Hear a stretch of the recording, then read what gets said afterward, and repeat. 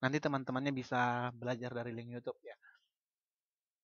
Oke, kita belajar tentang lembaga sosial. Sebenarnya seminggu lalu sudah kita bahas ya, tetapi lebih spesifik dari 5 lembaga sosial belum kita bahas bagaimana ciri-cirinya ya. Oke, ada 5 kan lembaga sosial. 5. Yang pertama, lembaga keluarga. Ya kan, yang kedua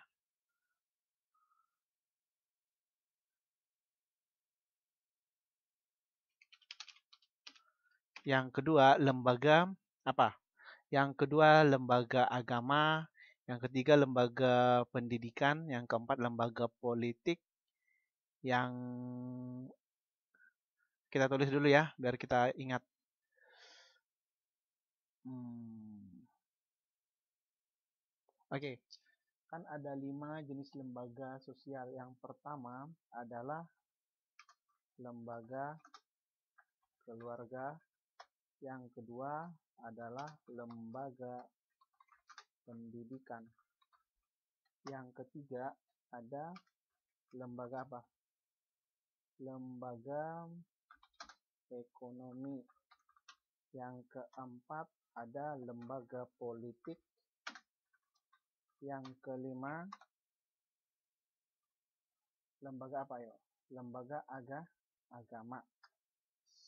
Yang kelima ada namanya lembaga agama.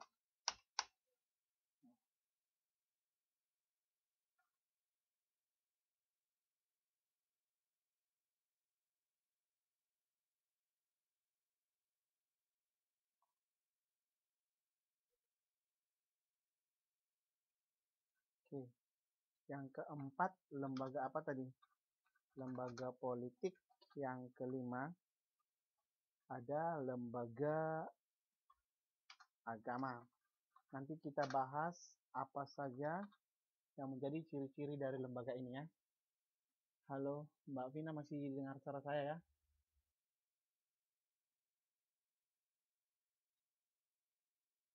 Nah, bisa diberitahukan temannya kalau kita sudah masuk.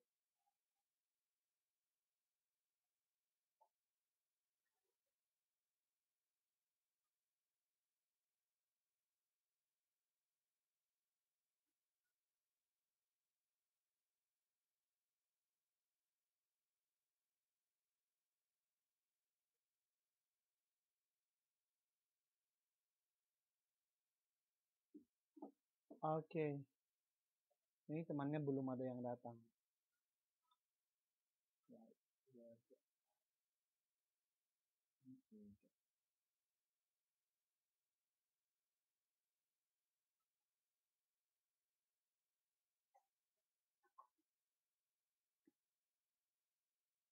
Kita tunggu temannya sebentar ya. Satu lagi yang hadir akan kita masukin pelajarannya.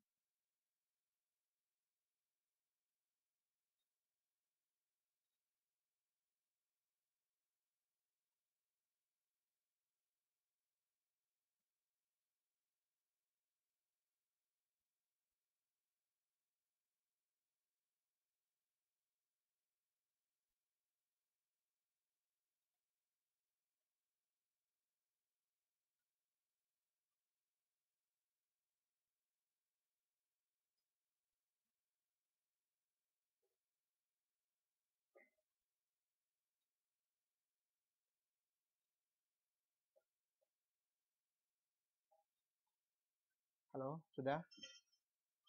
Halo, Mbak Nurjani bisa dengar saya?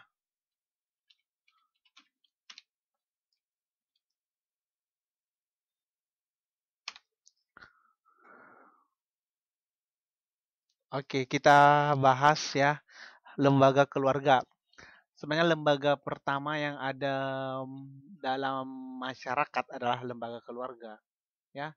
Jadi lembaga keluarga ini nanti bisa dibedakan jenis-jenis keluarganya nanti di sana ya. Tapi kita harus paham dulu apa itu pengertian keluarga. Kalau dikatakan keluarga ya berarti di sana ada kumpulan orang-orang, ada kelompok. Kalau sendiri belum menikah sudah berkeluarga belum? Tidak ya. Berarti keluarga ini ada ikatan, ikatan kekerabatan atau darah yang apa? Melalui apa? Melalui perkawinan gitu ya. Oke. Terus lembaga ini nanti dia dibagi ke dalam dua, lembaga keluarga, jenis keluarga. Yang pertama kita paham dulu apa yang menjadi nuclear family, ya kan? Kalau dikatakan nuclear family ini sama dengan keluarga inti, yaitu ayah, ibu, dan anak yang belum menikah. Berarti kalau anaknya sudah menikah, dia tidak termasuk lagi ke keluarga inti, maka dia akan masuk ke keluarga luas. Nah, gitu ya. Atau extended family. Oke, kita lihat dulu. Berarti kalau misalnya saudara kita, kakak kita, atau adik kita sudah menikah, dia sudah membentuk keluarga inti yang baru. Berarti keluarga kita sudah menjadi keluarga bati ya, atau luas. Yang kedua, ada dikatakan keluarga luas ya. Nah, ini tadi kan keluarga inti yang pertama. Keluarga inti. Yang kedua, disebut keluarga batih ataupun luas. Ini sama dengan keluarga luas namanya ya. Nah, atau kalau di bahasa Inggris disebutkan dengan extended family. Nah, jadi kalau extended family ini adalah suami, istri, anak, kakek, nenek, paman, bibi, dan kawan-kawannya ya. Kalau tetangga masuk nggak? Kalau tetangga masuk nggak?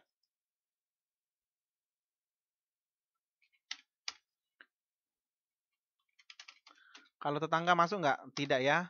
Kalau tetangga, kecuali tetangganya ada ikatan persaudaraan, itu masuk ya. Oke, kita lihat yang selanjutnya. Perkawinan. Kan di keluarga ini muncullah dia perkawinan. Oke, ada yang sudah kawin di sini, menikah? Perkawinan.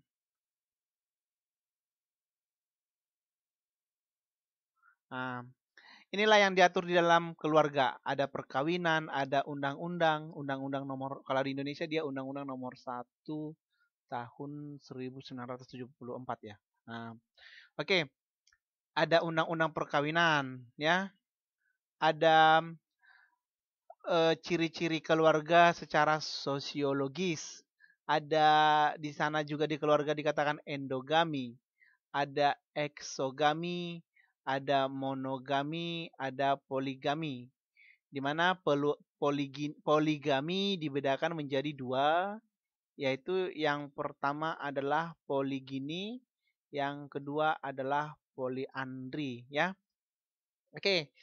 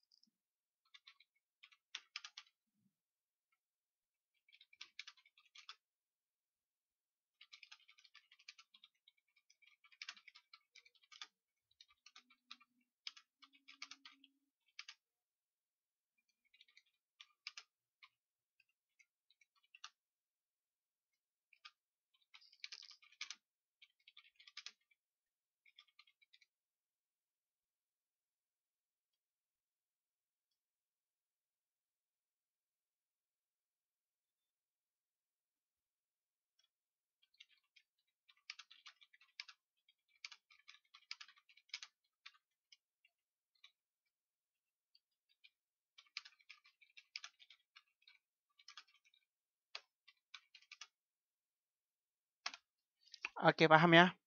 Kita lihat perkawinan. Perkawinan itu berarti terjadi antara pria dan wanita yang memiliki anak. Undang-undangnya diatur di dalam Undang-Undang Nomor 1 tahun 1974 ya. Oke. Terus di sana nanti ada endogami ya. Kalau dikatakan endogami adalah pernikahan ya. Pernikahan apa? Endogami adalah per n n n n berarti ingat aja in. Kalau x dia di luar, berarti n itu di dalam. Atau perkawinan ya. Perkawinan satu suku. Contohnya suku Jawa dan suku Jawa itu namanya endogami. Sedangkan eksogami itu namanya perkawinan apa? Ayo. Perkawinan beda suku. Ya. Nah, bisa ya. Oke, selanjutnya ada nanti dikatakan juga monogami ya, monogami. Ya, kalau mono, saya mau nanya apa arti mono? Mono itu artinya apa?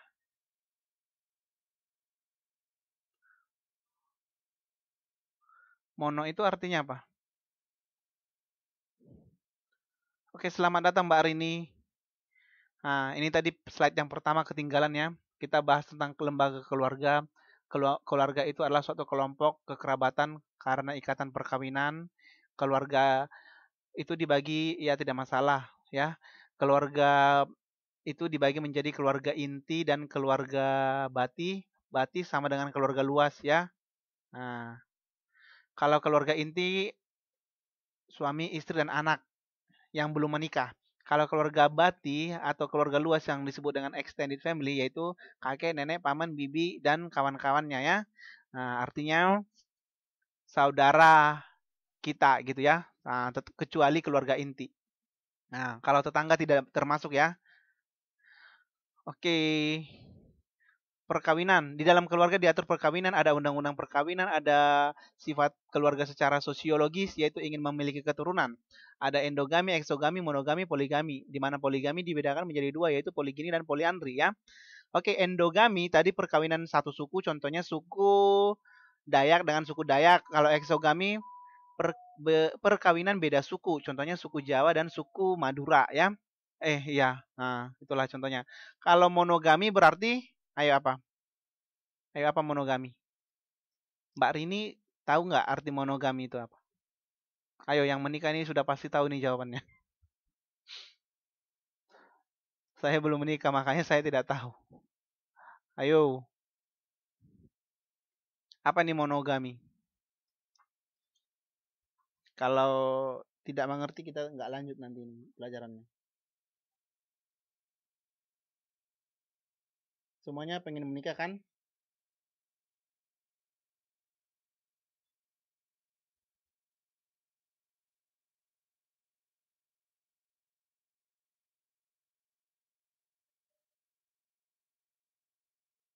Ayo.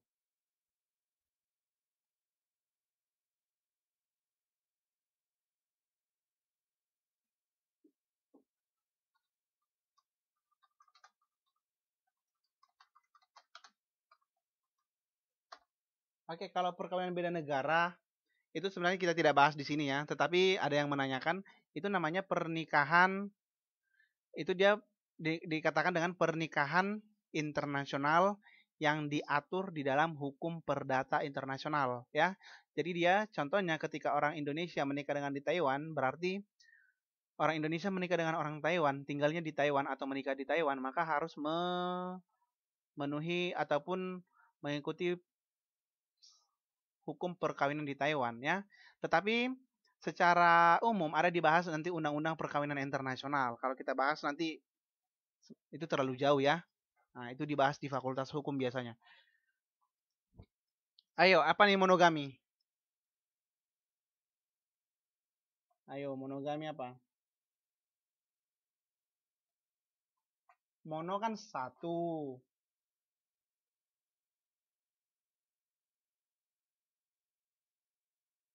Monogami yaitu menikah dengan satu istri atau satu suami. Ya. Oke, kalau poligami apa? Poligami. Oke, kita catat dulu ya. Monogami yaitu menikah dengan satu istri atau satu suami. Emangnya bisa menikah dengan 2 istri atau 2 suami? Bisa. Saya juga berencana ya. Oke, yang kedua itu tadi kita lihat poligami. Poligami apa? Poligami ini yaitu seseorang yang menikah. Ayo apa? Apakah cuman istri aja yang boleh? Boleh juga nggak suami? Boleh juga nggak suami?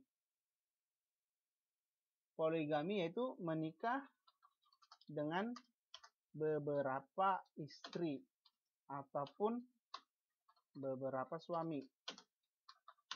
Ya. Berarti kalau dikatakan ini nanti inilah poligami, di mana poligami ini dibagi dua, yaitu poligini dan poliandri. Kalau andri itu laki-laki atau perempuan? Andri. Laki-laki atau perempuan? Gini itu laki-laki atau perempuan? Perempuan kan?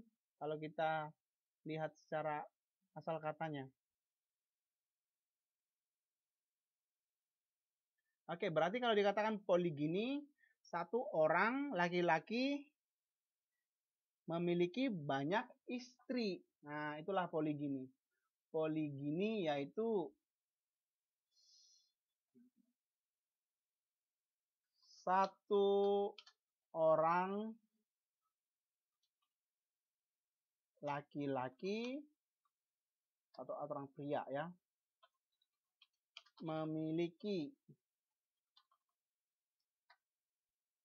banyak istri. Oke, yang kedua ada disebut poliandri. Ya, poliandri berarti apa? Kebalikannya, satu orang perempuan, ayo, memiliki banyak, ayo apa? Satu orang perempuan memiliki banyak istri ya? Gitu nggak? Atau satu orang suami memiliki banyak suami? Satu orang perempuan memiliki banyak suami. Inilah dikatakan poliandri. Bisa ya? Sudah? Ada yang mau ditanyakan nggak? Oke, kita lanjut. Oke, fungsi keluarga. Tapi sebelum kita masuk ke fungsi ini, kita harus tahu fungsi umum lembaga sosial secara umum. Ya, fungsi lembaga sosial secara umum. Ini secara umum ya. Nah, fungsi lembaga sosial secara umum. Ayo, udah dibaca belum bukunya? Yang pertama ada dia fungsi manifest. Manifest. Kalau dikatakan fungsi manifest berarti fungsi yang nyata atau tampak. Artinya nampak gitu ya. Yang kedua ada dia namanya fungsi laten. Fungsi laten ini berarti fungsi lawannya apa? Yang tidak nyata ataupun tidak tampak. Ataupun tidak diharapkan. Kalau yang ini berarti bisa juga kita buat diharapkannya. Nah, diharapkan. Terus yang ketiga,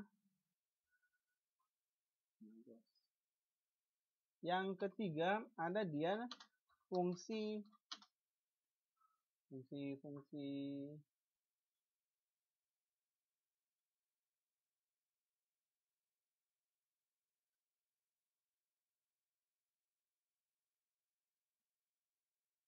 apa ya? Oh, fungsional. Fungsional ya. Fungsional aja kita buat. Fungsional berarti yang memberikan manfaat. Yang keempat ada disfungsional. Ini secara umum ya. Disfungsional ini berarti memberikan kerugian. Oke, bisa ya? Inilah fungsi lembaga sosial secara umum. Yang mana? Yang tadi slide yang kemarin ya? Yang slide yang kemarin ya? Yang kemarin, yang tadi ya?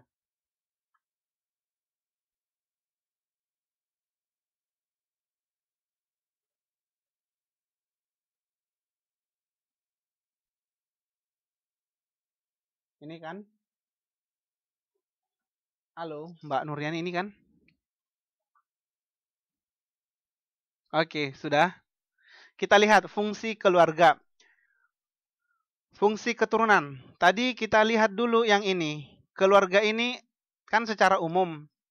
Ini laten atau manifest? Ini laten atau manifest? Ayo, Mbak Rini jawab. Keturunan. Kalau laten tadi apa?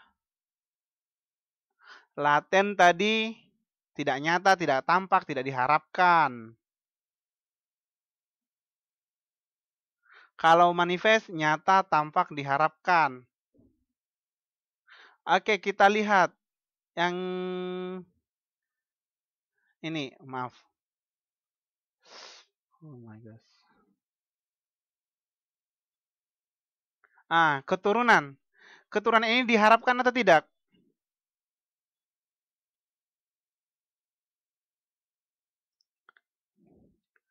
Sudah? Sudah siap di screenshotnya?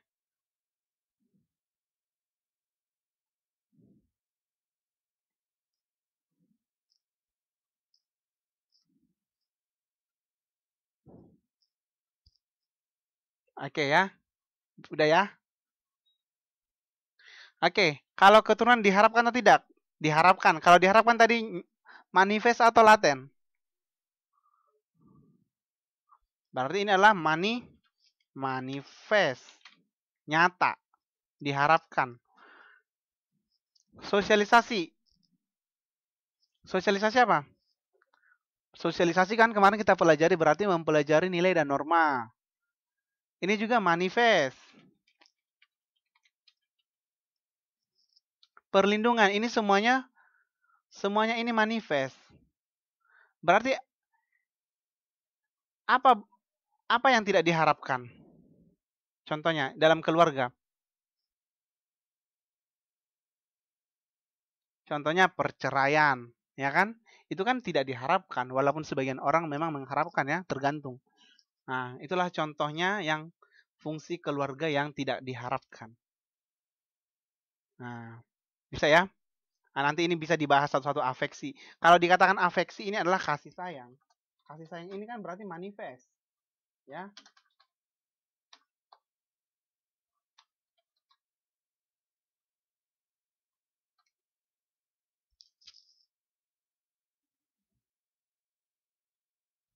Penentuan status.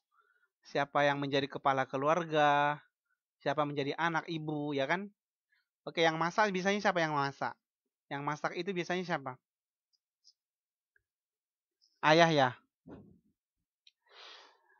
Oke. Status. Oke. Berarti itulah statusnya ya. Seorang ayah biasanya tidak memasak tetapi menjadi kepala keluarga. Itu status ya. Penentuan status. Oke. Bisa ya?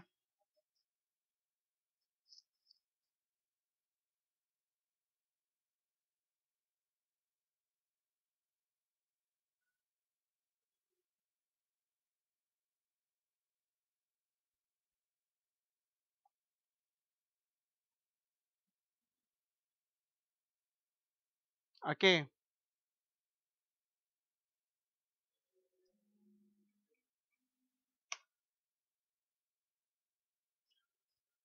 Oke, perubahan struktur keluarga, jumlah anggota keluarga yang menurun, single parent meningkat, orang tua tanpa menikah meningkat, rumah tangga yang bujangan meningkat, hidup bersama tanpa menikah meningkat, dan jumlah istri yang bekerja meningkat. Nah, ini hanya sebagian contoh kasus kecil ya, kasus.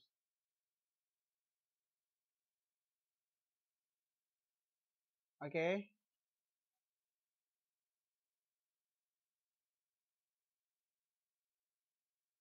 Halo?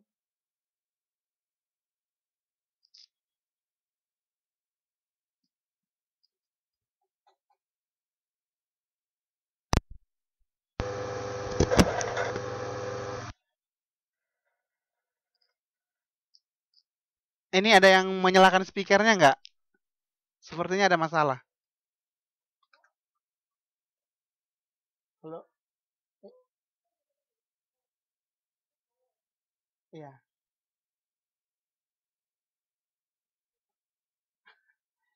Oke, sudah. Maaf ya. Nggak masalah, nggak apa-apa.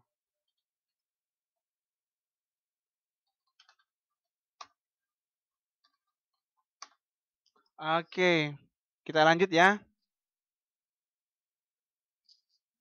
Fungsi ekonomi menurun, keluarga bukan lagi sebagai unit produksi, melainkan unit konsumsi ya. Oke.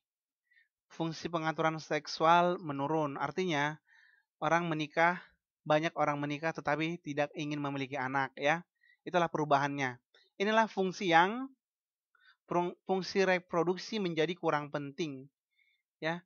Inilah yang disebutkan dengan fungsi manifest atau laten. Ayo. Manifest atau laten. Semuanya ini disebut, ayo, laten. Atau bisa disebut juga disfungsional. Disfungsional. Kan tadi ada 4 kan? Nah, sudah. Kita lanjut ya. Lembaga agama. Ingat kemarin kan kalau lembaga sosial itu dia memiliki tujuan, memiliki anggota, memiliki alat perlengkapan ya. Itu dia kan. Seperti itu juga lembaga agama. Lembaga agama juga pasti memiliki fungsi ya. Nah, tapi sampai sekarang saya belum menemu itu apa yang menjadi fungsi laten dari agama. Karena pada dasarnya agama itu ya, agama apapun pasti mengajarkan tentang apa? Kebaikan bagi umatnya kan. Berarti fungsi lembaga agama biasanya semua itu adalah fungsi yang manifest. Tetapi kalau ada yang menyalahkan agama, menyalahgunakan agama, maka itu kan fungsi yang laten atau disfungsional ya.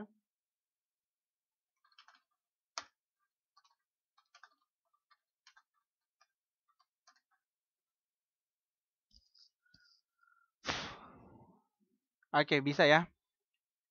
Oke, agama adalah seperangkat aturan dan peraturan. Di dalam agama itu ada peraturan yang mengatur hubungan antara manusia dengan Tuhan. Mengatur hubungan antara manusia dan manusia lainnya. Berarti agama ini bukan hanya mengatur hubungan manusia dengan Tuhan, tetapi manusia dengan manusia juga.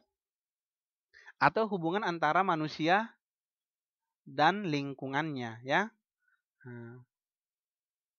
Berarti kalau kita merusak lingkungan, itu sudah melanggar agama.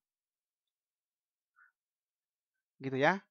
Nah, selanjutnya, setiap agama selalu mempunyai unsur-unsur, yaitu kepercayaan, simbol, praktik. Praktik agama di sana ada, penganut agamanya atau umat, dan pengalaman agama. Saya kira ini sudah paham ya. Ada nggak di sini yang nggak paham? Ada di sini yang nggak paham? Kepercayaan, simbol, praktik agama, penganut agama, dan pengalaman agama. Ini jelas ya. Simbolnya sudah tahu kan?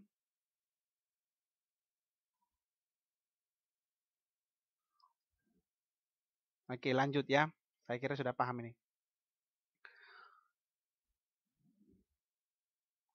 Oke, menurut Auguste Comte ya, ini adalah bapak sosiologi asal Prancis ya. Nah, Ada katanya fungsi agama. Agama sebagai suatu tahap evolusi. Saya mau tanya itu Mbak Rini, apa itu evolusi?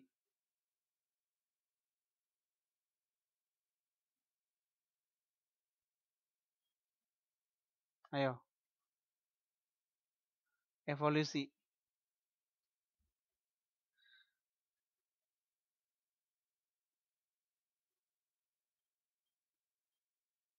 Apa tuh evolusi? Evolusi.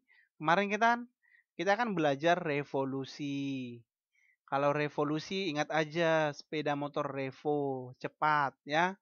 Revo berarti cepat. Kalau evolusi berarti yang lam lambat.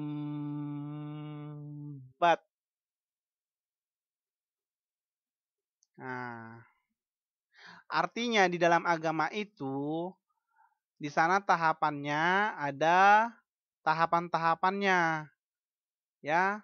Nah, ada tahapan-tahapannya. Agama pernah penting, namun sudah menjadi usang karena perkembangan modern. Menurut sebagian orang ini ya. Nah, yang kudus atau sacred digantikan sekuler ya. Kalau sekuler itu berarti paham duniawi ya, paham duniawi. Biasanya ini yang bersifat individualis ya. Nah, negara barat biasanya menganut ini. Paham dunia ini paham duniawi. Kalau dikatakan sekuler berarti dia paham yang memisahkan antara agama dan pemerintah. Kalau Indonesia urusan agama masih dikendalikan oleh pemerintah kan? Nah, ada di suatu negara bahwa agama itu tidak dicampuri oleh negara ya. Nah, sistem keyakinan religius digantikan pengetahuan ilmiah. Nah, contoh kalau secara agama yang menciptakan manusia siapa? Penciptanya katanya kan. Kalau dari segi ilmiah, pengetahuan ilmiah yang manusia adalah berasal dari kera, ya kan? Nah, itulah perbedaannya.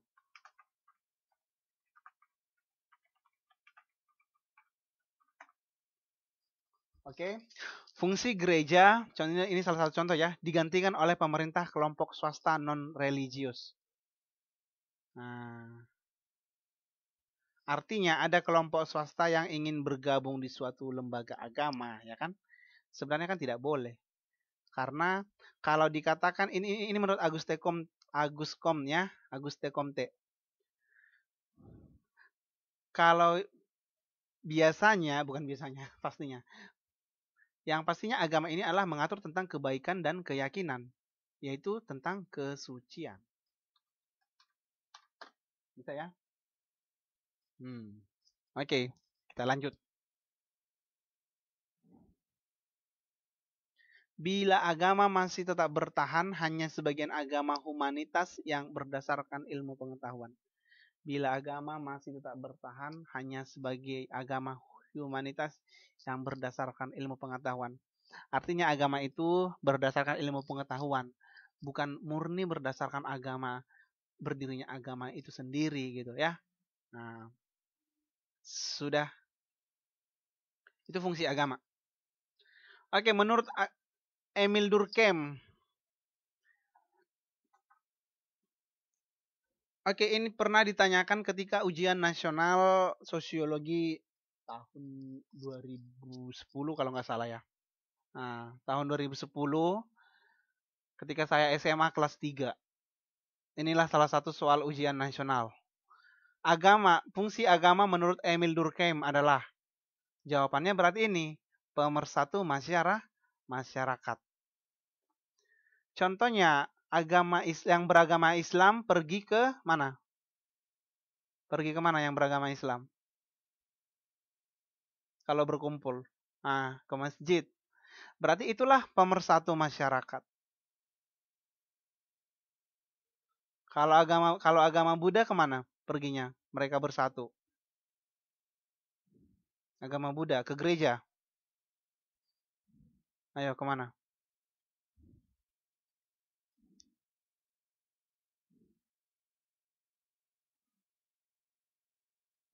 Buddha ke kuil atau vihara? Buddha yaitu ke vihara ya. Kalau Hindu ke kuil ya. Konghucu ke kuil atau kelenteng. Oke, tujuan agama di dalam masyarakat ini, di dalam masyarakat primitif maksud saya ya, sorry. Tujuan agama dalam masyarakat primitif yaitu untuk membantu orang berkontak bukan dengan Tuhan, tetapi dengan sesamanya. Nah, makanya kan itu biasanya aliran kepercayaan ya. Nah, dalam masyarakat primitif ini ingat, membantu orang berkontak bukan dengan Tuhan, tetapi dengan sesamanya. Itu menurut Emil Durkheim. Nah, bukan menurut saya ya.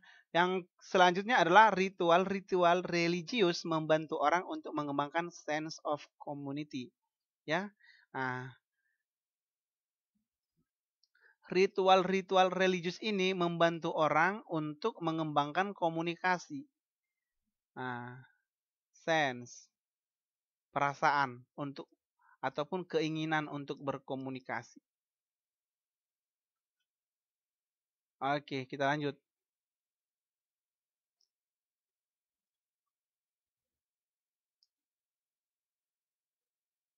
Antar sesama artinya sesama masyarakat ya. Antar sesama. Sementara menurut Karl Marx, dia mengatakan bahwa fungsi agama itu adalah sebagai candu.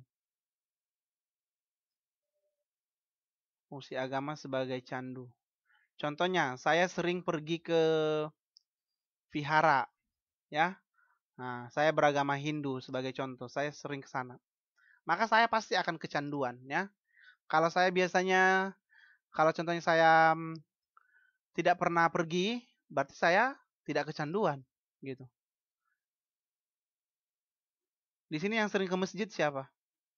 Saya mau tanya, atau yang sering sholat atau beribadah? Ayo, itu menurut saya mau tanya dulu. Oke Mbak Nuryani, kecanduan nggak kalau mau sholat?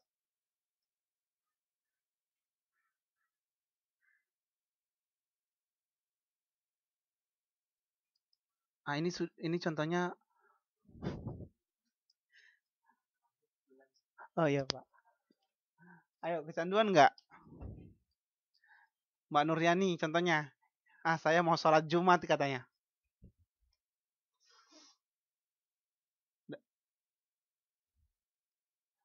Ini hari Jumat, udah jam 12 saya mau sholat Jumat katanya.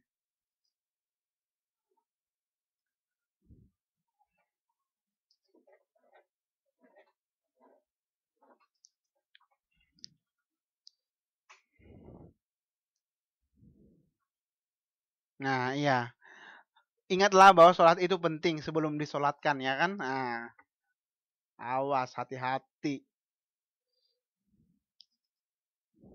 Pilih mana, sholat atau disolatkan?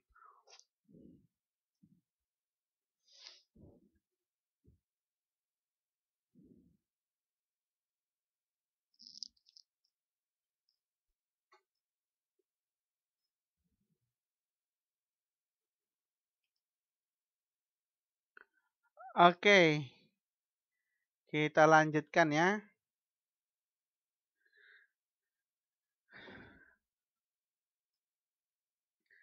Kekuatan yang paling dominan dalam masyarakat adalah kekuatan ekonomi, premis dasar.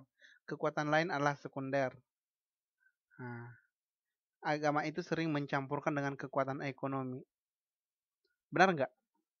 Contohnya, ketika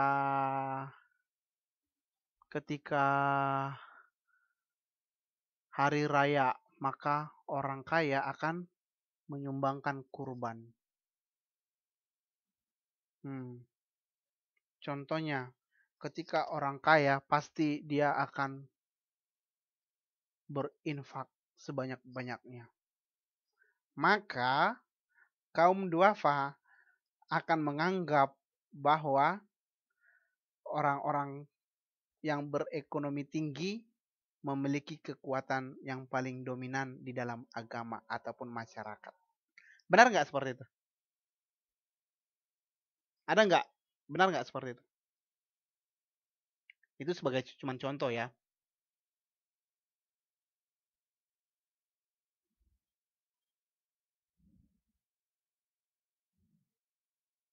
Tetapi ada nggak anggapan masyarakat seperti itu?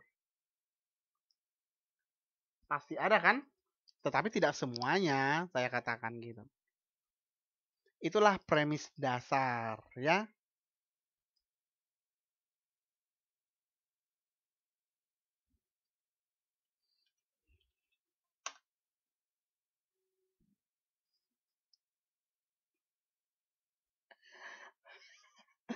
Oke.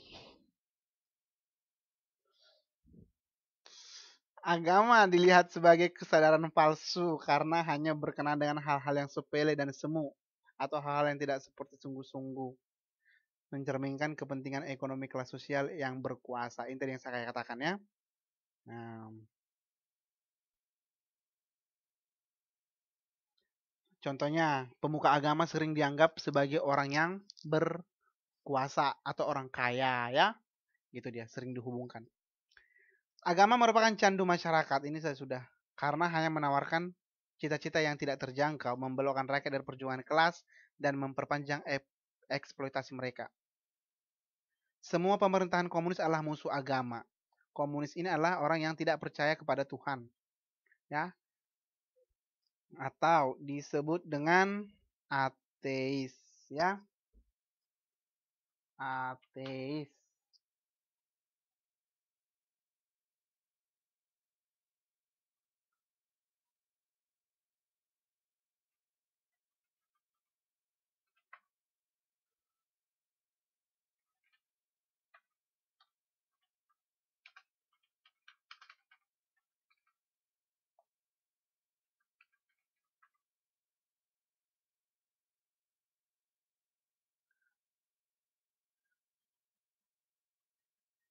Oke, fungsi manifest.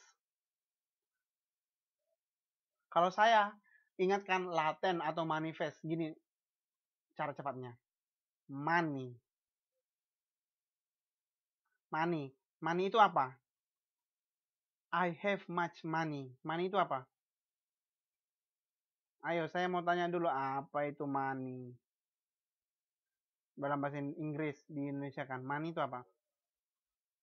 Uang. Mbak Ratna mengharapkan uang nggak?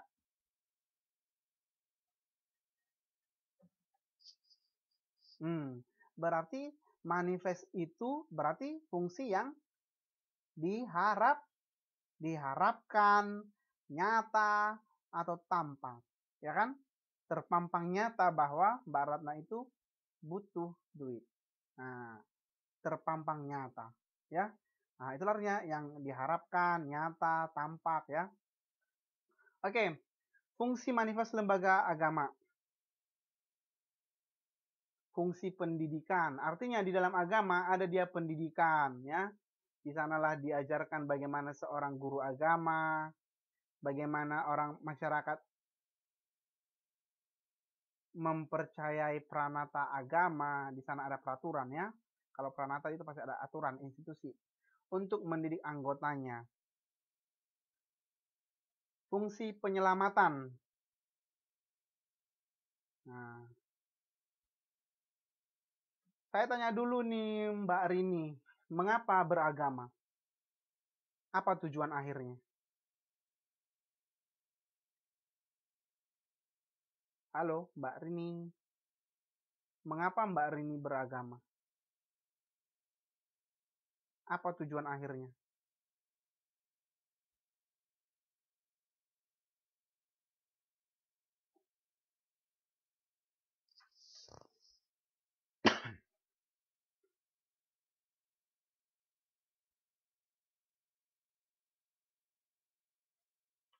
Ayo, saya tunggu Mbak Rini lagi ngetik.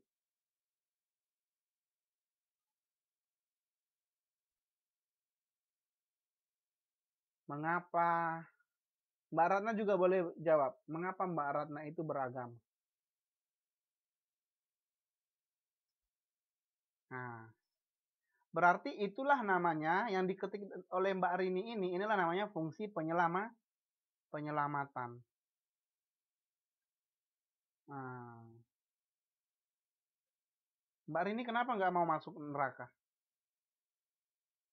Saya mau nanya dulu. Kenapa nggak mau masuk neraka?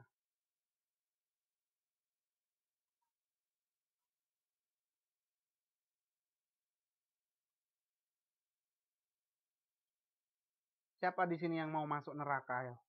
Ada nggak?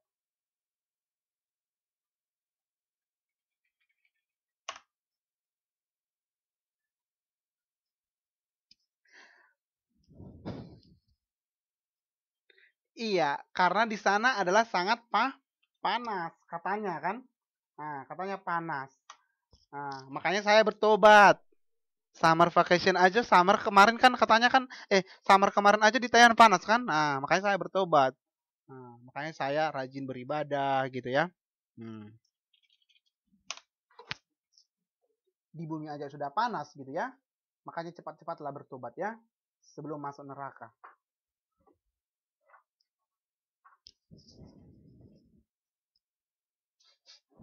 30 derajat aja nggak tahan, ya kan?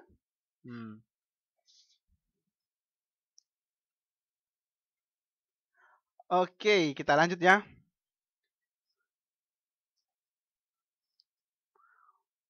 Ini tadi dia fungsi yang manifest ya, berarti yang nyata ataupun diharapkan. Money, uang tadi, uang diharapkan. Nah.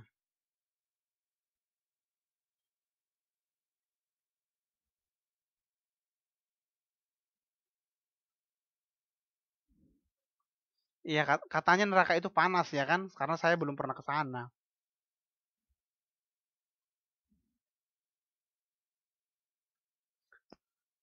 Oke, fungsi manifest yang selanjutnya adalah fungsi pengawasan sosial. Agama ikut bertanggung jawab atas dasar norma-norma kesusilaan. Kalau orang yang kumpul kebo, yang menasehatin siapa? Kan kadang dibawa ke apa kan? Ke ustadz, ke pendeta, bukan ke hakim kan? Nah.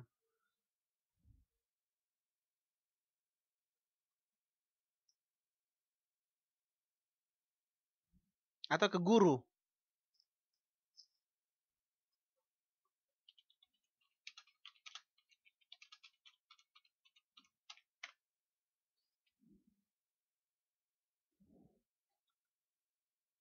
Itulah pengawasan sosial ya.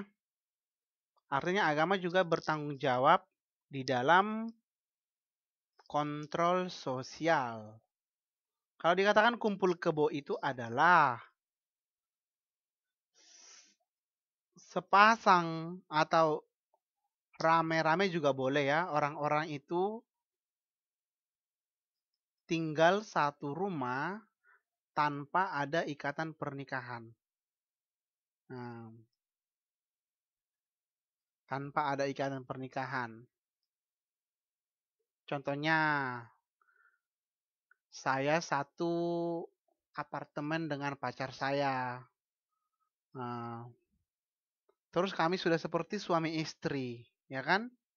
Itulah kebunnya lagi ngumpul, ya. Udah pernah belum? Udah pernah belum? Kalau belum pernah coba aja ya.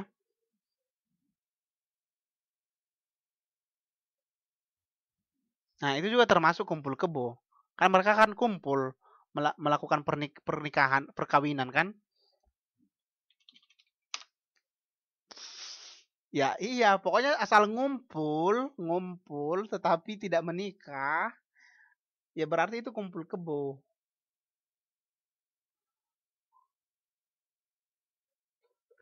Artinya mereka berkumpul seperti suami istri, hubungan suami istri ya.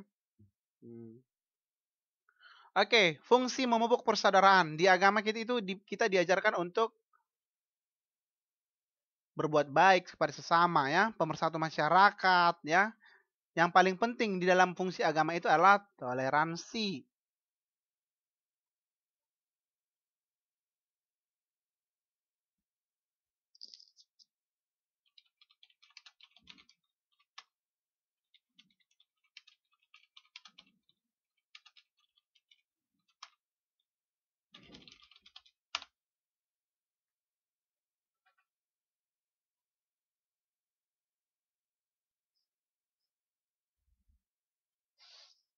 Oke, fungsi transformatif, transfer. Berarti ini dikatakan transfer. Oke, agama mendorong masyarakat untuk melakukan perubahan. Contohnya perubahan moral, ya, perubahan ke arah yang lebih baik tentunya, yang positif.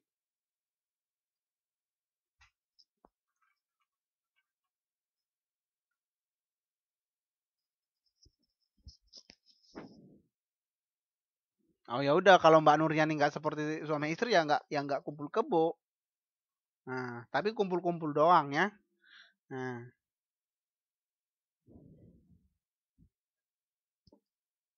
saya juga sering kumpul dengan orang-orang, bahkan bawa teman ke kamar. Apakah itu kumpul kebo? Bawa teman ke kamar? Tidak, karena kami tidak seperti suami istri, gitu.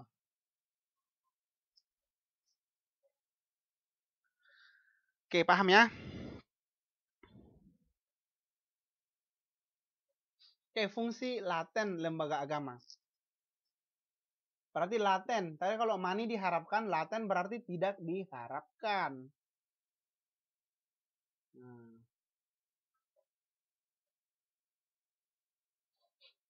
Membagi komunitas berdasarkan ras dan kelas. Pernah nggak kalau di agama Kristen itu pernah nggak dengar gereja berdasarkan suku?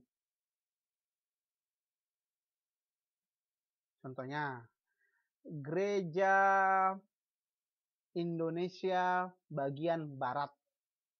Seakan-akan orang timur nggak boleh di sana gitu.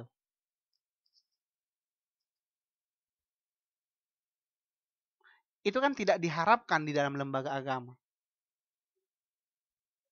Kalau di agama Islam saya kurang mengerti sebenarnya ya.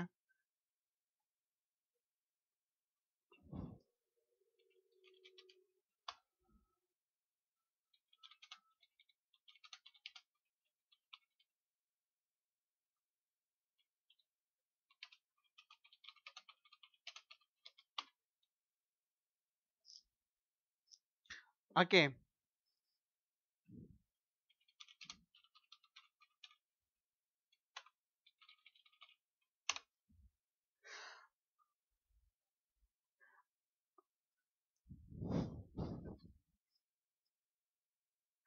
oke. Kalau di agama Islam yang pernah saya dengar, ada aliran Muhammadiyah. Yang satu lagi apa? Muhammadiyah, satu lagi apa itu?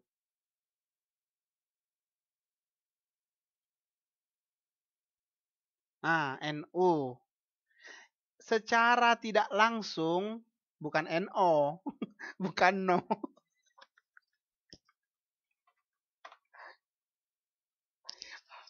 Oke, oke. Kalau saya nanya dulu Mbak Rini itu NU atau Muhammadiyah? Mbak Rini, NU atau Muhammadiyah?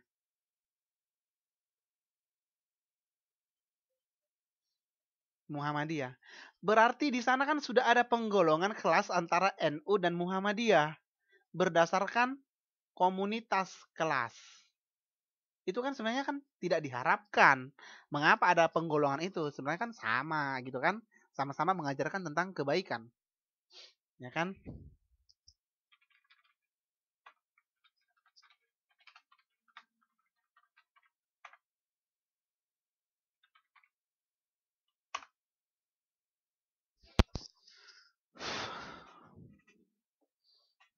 Oke, memamerkan perbedaan kekayaan. Nah, ini seringkali ketika saya di Indonesia, ya kan?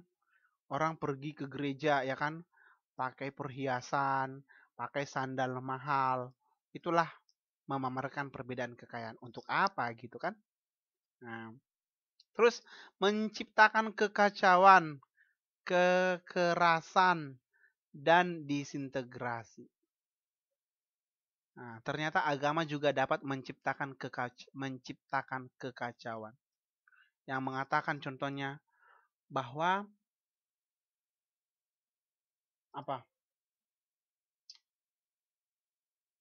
Eh, contohnya di dalam suatu agama itu ada perselisihan. Perselisihan itu pasti ada kan di sebuah agama ya. Contohnya perselisihan antara pemimpin dengan umatnya. Itulah yang menyebabkan disintegrasi. Disintegrasi berarti perpecahan. Ya.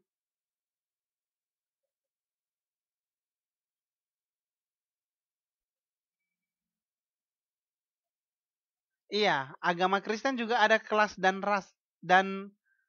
rasa. Rasa apa nih? Ras maksudnya ya, atau suku. Contohnya, kalau di agama Kristen itu ada namanya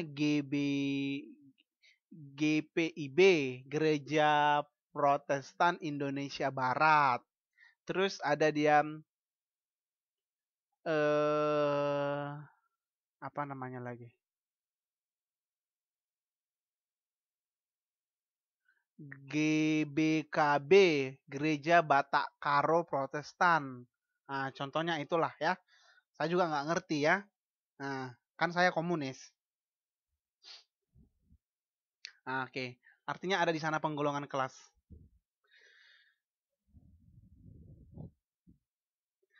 Oke, lembaga politik.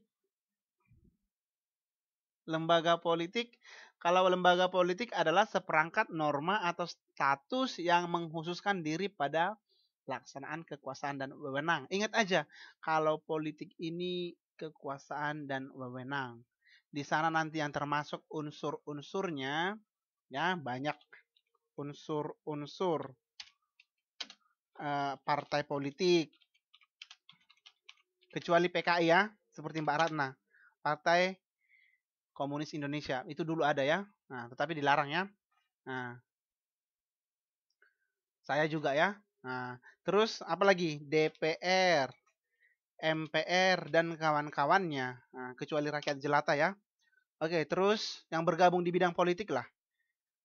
Jaksa. Nah, biasanya politik dan hukum ini digabungkan ya. Nah,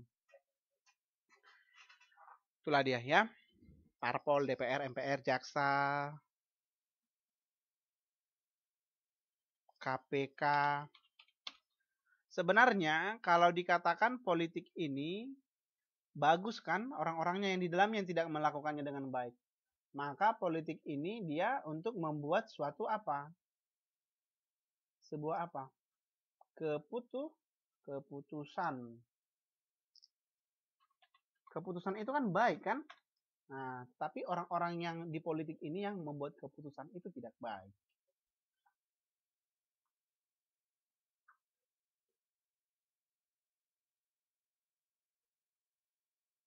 Oke, ciri-ciri lembaga politik. Adanya suatu masyarakat yang bersatu atas dasar nilai-nilai yang disepakati bersama. Ya, adanya pemerintahan yang aktif. Benar. Karena politik itu kan suatu yang mempelajari tentang kebijakan ya, kebijakan sebenarnya atau keputusan.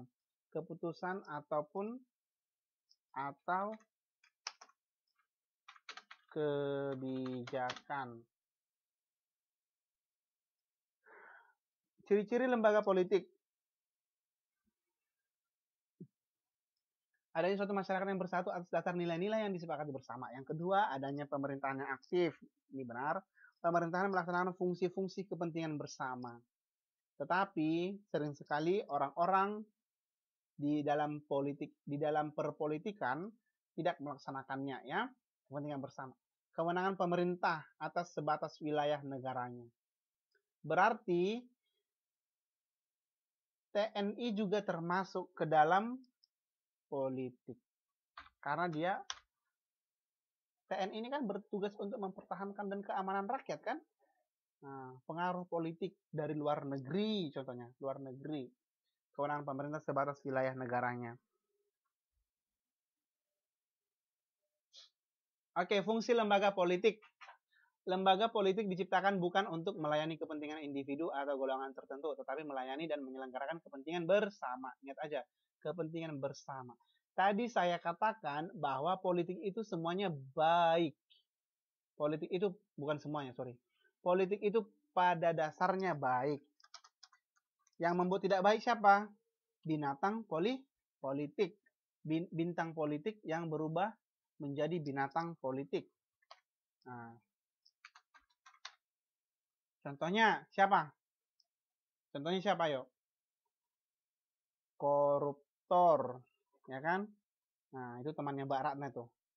Koruptor. Benar nggak? Ya kan teman kita sesama manusia. Tadi ingat fungsi lembaga agama tadi apa?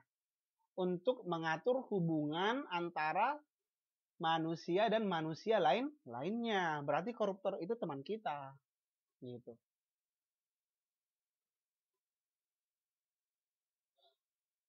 Bisa ya?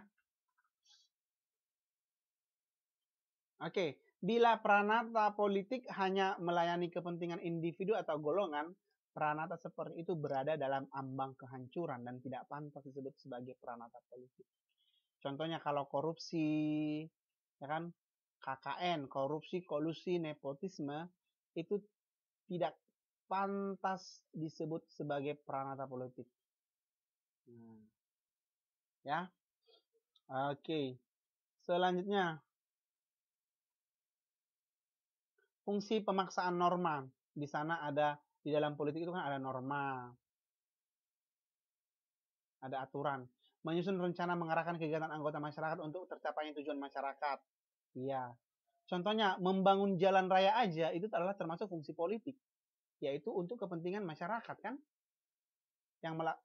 untuk kebutuhan masyarakat yang direncanakan oleh pemerintah. Menengahi pertentangan kepentingan. Jadi kalau ada partai politik yang menyatakan bahwa partai politik lain tidak baik segala macam, itu bukan lembaga politik ya. Nah, itu lembaga politik yang menyimpang. Karena tujuan dari lembaga politik itu adalah untuk mengajarkan yang baik tentang kebijakan. Oke, yang selanjutnya adalah melindungi masyarakat dari serangan musuh dari luar. Dari luar, contohnya dari peperangan dengan negara lain, ya kan? Dari kepentingan politik luar negeri negara lain. Nah, contohnya, ketika Malaysia mengklaim budaya Indonesia, maka kita sebaiknya mengapain? Mendukung A, mendukung Malaysia. B, menghancurkan Malaysia. C, menjaga dan melestarikan budaya Indonesia. Apa?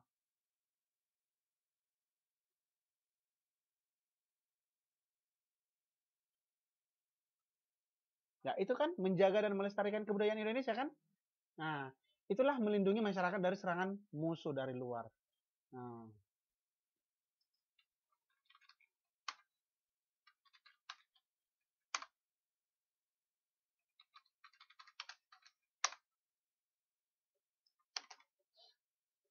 Oke.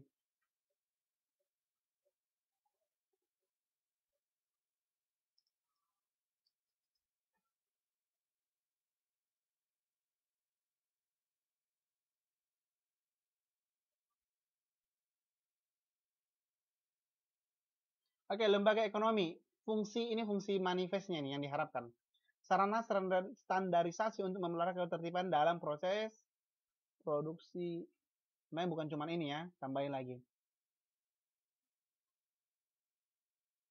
Tambahin lagi.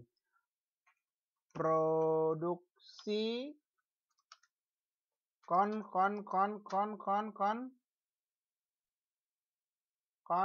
ayo apa? Lembaga ekonomi diproduksi, terus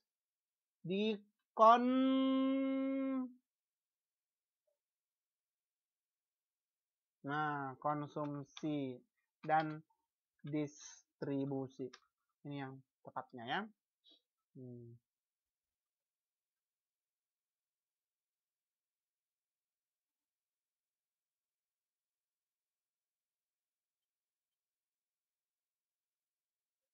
Oke, terhadap barang dan jasa.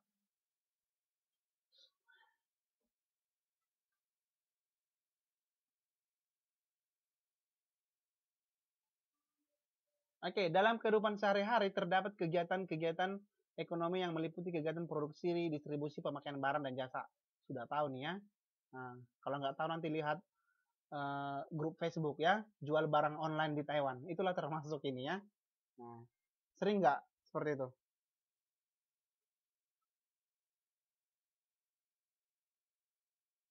Nanti kalau nggak tahu lihat di sana ya. Berarti kalau ada yang mengatakan menjual apa sering biasanya dijual selling online, jual online barang di Taiwan? Apa biasanya dijual? Contohnya apa?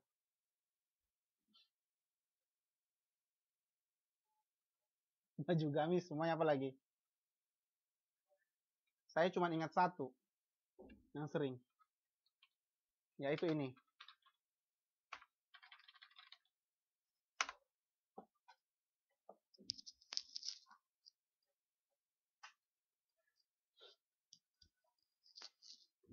Ya, obat kuat ya.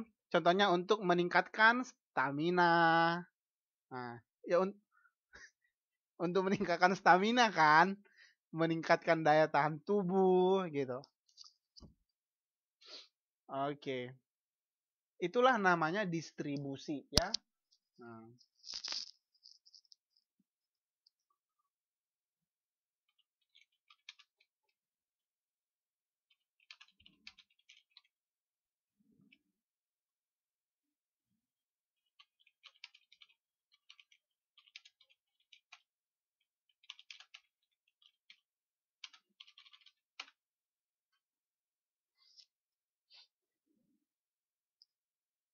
Oke ya.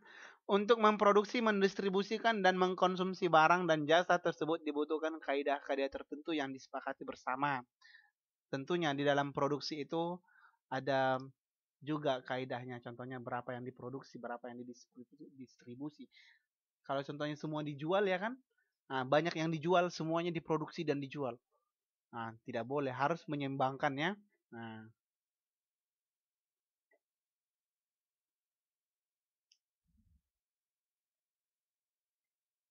oke, dalam masyarakat seperti inilah kegiatan produksi, distribusi, dan konsumsi diatur dan dilembagakan. Nah, makanya ada contohnya bank itu juga termasuk lembaga ekonomi. Bank, terus toko, ya kan, supermarket, bahkan yang saya katakan tadi, jual online di Taiwannya, jual obat kuat ya untuk stamina. Oke, kaidah yang mengatur kegiatan produksi, distribusi, dan konsumsi barang dan jasa itulah yang disebut dengan lembaga ekonomi. Kegiatan produksi, distribusi, dan konsumsi.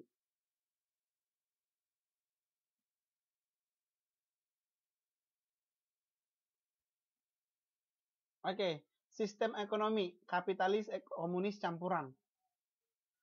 Kalau kapitalis berarti yang kaya semakin kaya. Kalau kapitalis ini adalah pemilik pemilik apa? Pemilik penguasa pasar, maaf. Penguasa pasar adalah pemilik modal, itu dia.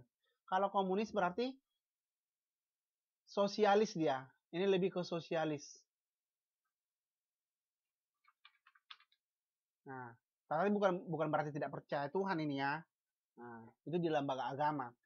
Sistem ekonomi komunis berarti sosialis, berarti dia lebih mengutamakan kebersamaan, ya. Nah, kalau di kapitalis dia pemilik penguasa pasar, sorry. Penguasa pasar adalah pemilik modal. Makanya nanti yang kaya semakin kaya, yang miskin semakin miskin. Kasihannya ada campuran antara komunis dan kapitalis. Kalau ini disebut dengan ini, ya. Oke. Saya kira paham itu. Oke, iya benar ya. Penguasa pasar itu adalah menjadi pemilik modal. Fungsi manifest lembaga ekonomi. Berarti money. Apa tadi money? Uang berarti diharapkan. Oke, mengatur hubungan antar pelaku ekonomi. Ya benar ya. Antara produsen ya. Kalau orang yang memproduksi disebut apa? Produsen ya.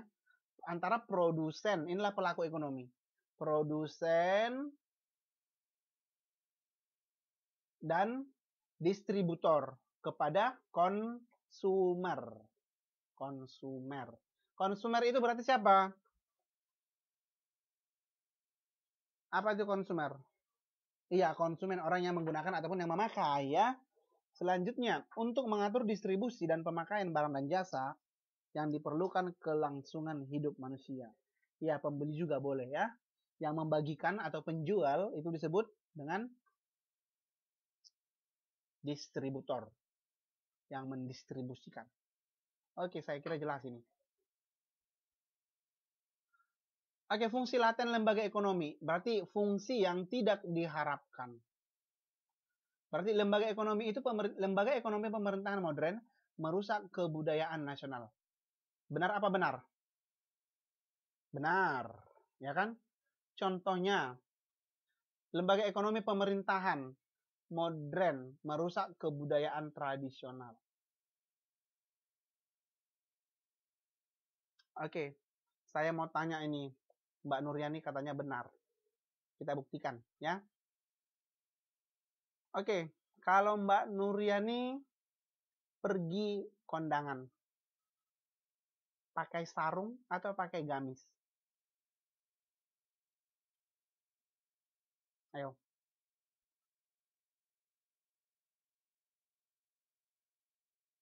Pakai sarung atau pakai gamis atau pakai gaun? Nah, itulah dia contohnya yang merusak kebudayaan tradisional. Karena pakaian perempuan tradisional Indonesia sebenarnya adalah sarung, batik gitu ya. Oke, contohnya. Contoh yang kedua.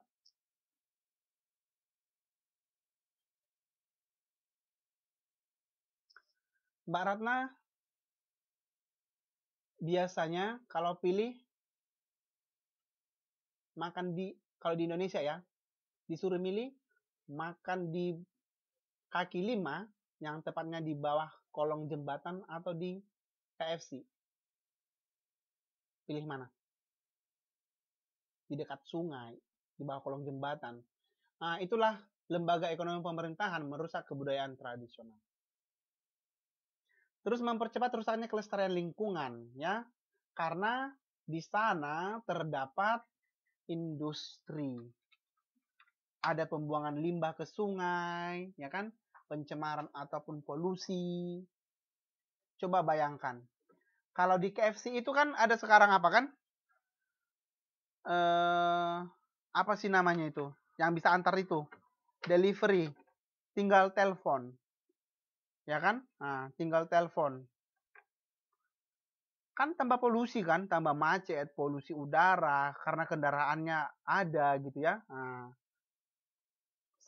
sampahnya bertumpukan gitu ya. Nah, dan meningkatnya anomi. Kalau dikatakan anomi adalah tidak ada norma, seakan-akan tidak ada norma. Nah, itulah kalau dikatakan anomi.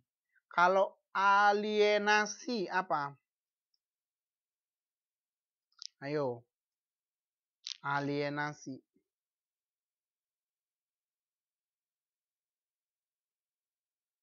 Alienasi ini disebut dengan keterasingan. Nah, contohnya wong deso. Wong deso ini ya kan merantau ke Jakarta. Dia merasa terasing nggak? Karena di Jakarta itu keren ya kan, gue lo ya kan. Terus wong deso ini pergi ke Jakarta. Maka akan terjadilah meningkatnya alienasi, keterasingan, ya. Biasanya itu dialami oleh kaum proletar ataupun golongan bawah, ya. Nah, nggak kayak kita ya. Kita kan orang-orang modern ya. Nah, oke. Selanjutnya,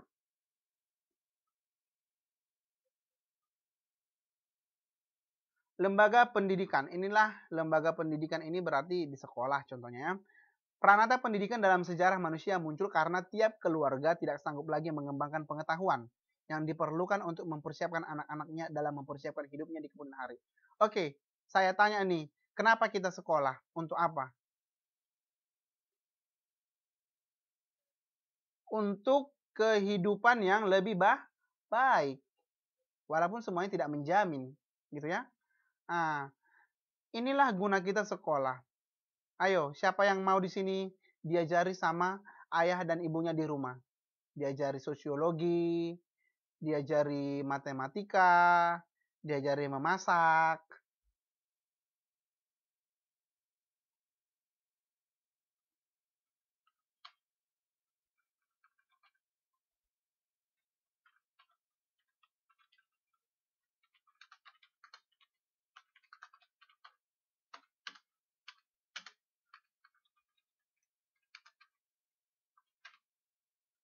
Nah, ataupun untuk mengembangkan pengetahuan.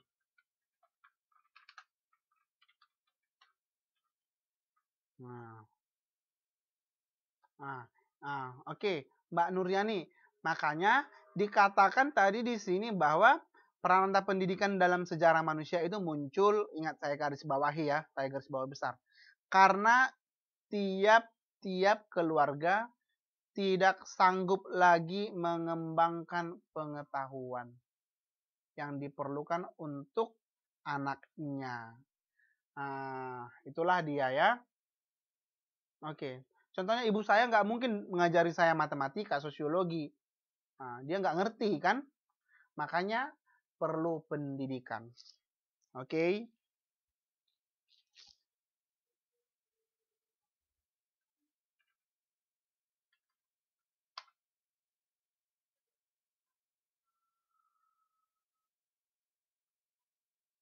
Oke, peranata pendidikan yang primer. Kalau dikatakan dia primer, berarti ini adalah yang, ayo apa? Utama. Adalah sekolah formal. Kalau dikatakan dia formal, berarti yang resmi.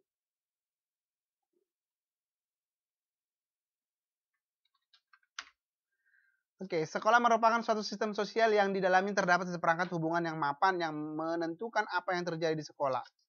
Oke. Seperangkat hubungan antar siapa? Guru dengan siswa, siswa dengan guru, guru dengan guru, siswa dengan siswa, dan kawan-kawannya ya. Itulah sekolah itu. Ada sistem sosialnya. Interaksi sosial di sekolah dapat terjadi di antara orang-orang dengan orang luar. Karena sekolah itu bukan berarti interaksi antara guru dan siswa saja, karena orang tua juga harus ikut. Contohnya, ya, ketika Mbak Nuryani nggak izin cabut dari sekolah ketika SMP, maka orang tua dipanggil. Itulah artinya bahwa interaksi di sekolah ini tidak dapat terjadi di antara orang-orang dalam dengan orang luar. Iya, orang tua juga ikut ya. Komite sekolah, itu kan orang luar kan yang masuk ke dalam sistem pemerintahan sekolah ya. Orang-orang dalam yang memiliki kedudukan yang sama, contohnya guru dengan guru ya. Oke, saya kira jelas. Secara umum, lembaga pendidikan hendak mempersiapkan warga masyarakat untuk berkepribadian luhur ya. Untuk berkepribadian luhur. Ini tadi kata kuncinya. Yang memiliki pengetahuan ataupun wawasan yang luas. Kalau memiliki wawasan yang luas, belum tentu berkepribadian yang luhur. Ya kan? Kalau berkepribadian luhur, belum tentu berwawasan luas. Makanya, lembaga pendidikan ini tujuannya ya untuk yang kedua ini. Ya kan? Nah, gitu. Oke ya. Tinggal 3 nih. Udah kemana ini? 2 lagi ya? Dua orang sudah pergi ya? Pulang. Oke, cuma 2 menit lagi kok. Fungsi manifest lembaga pendidikan. Artinya, fungsi itu tidak diharapkan di dalam lembaga diharapkan dalam pendidikan. Membantu orang mencari nafkah, ini benar. Membantu orang untuk mengembangkan, kenapa saya kuliah di Taiwan? Supaya saya nanti pekerjaannya bagus, mengharapkan pekerjaan yang bagus gitu ya. Membantu orang mengembangkan potensi demi pemenuhan kebutuhan pribadi. Mengapa Mbak Rini masuk KPC? Karena ada kebutuhannya, yaitu untuk menambah wawasan, untuk menambah teman. Ya, itulah yaitu yang disebut dengan pengembangan masyarakat. Boleh kan? Melestarikan kebudayaan. Dengan kita belajar, maka kita mengerti arti kebudayaan itu apa, ya, dan bagaimana cara menjaganya. Merangsang partisipasi demokratis supaya hidup lebih demokratis, nasionalisme, membentuk kepribadian, dan memperkaya kehidupan. Ya kan? Saya sekolah supaya tujuannya kaya, bukan miskin kan? Nah, untuk mengembangkan cakrawala intelektual. Inilah yang disebutkan fungsi manifest, yaitu yang diharapkan. Oke, kita lanjut. Fungsi laten lembaga pendidikan. Ternyata di dalam pendidikan itu ada yang tidak diharapkan. Oke, memperpanjang masa ketidakdewasaan. Benar apa benar? Benar. Oke, sekali lagi saya baca. Memperpanjang masa ketidakdewasaan. Artinya di sini, kalau saya tinggal kelas 5 kali SD, SMP saya tinggal kelas 3 kali, maka itu akan memperpanjang masa ketidakdewasaan. Ya, itulah contoh. Tetapi semua orang tidak mengalami ini. Oke, melemahkan pengawasan orang tua. Contohnya ketika Mbak Rini sekolah atau Mbak Nuriani, ya kan? Saya sekolah katanya. Nah, terus orang tua percaya bahwa Mbak Nuriani ini sekolah, ternyata enggak, ya kan? Pergi jalan keluar, jalan-jalan ke pantai, ya, dan kemana-mana. Itulah melemahkan pengawasan orang tua. Nah, alasannya apa? Sekolah, ya kan? Nah, orang tua mempercayakan sekolah, ternyata tidak. Anaknya yang salah, gitu contohnya. Mempertahankan sistem kelas sosial. Katanya bahwa orang-orang yang sekolah itu biasanya kelas sosialnya berbeda yang tidak sekolah. Itu contoh ya. Tempat bernaungnya perbedaan pendapat. Iya, benar. Inilah fungsi lembaga laten pendidikan. Contohnya kalau cabut dari sekolah, berarti melemahkan pengawasan orang tua. Dengan alasan sekolah, pergi sekolah. Oke, sudah ya? Oke. Ada yang mau ditanyakan? Sampai saat ini dulu pelajaran kita hari ini, malam ini ya. Kalau tidak ada, saya kira jelas ya. Kalau tidak ada, bisa nanti di tag saya atau di inbox email juga boleh ya, terserah. Ingat tugasnya ada yang masih belum ngumpul ya. Nah, silahkan dikumpul. Saya tidak perlu sebut namanya ya. Ini dulu pelajaran kita. Selamat malam. Sampai jumpa 2 minggu lagi ya. Minggu depan itu pelajarannya beda KF kalau nggak salah. Sampai jumpa 2 minggu lagi. Terima kasih atas perhatian.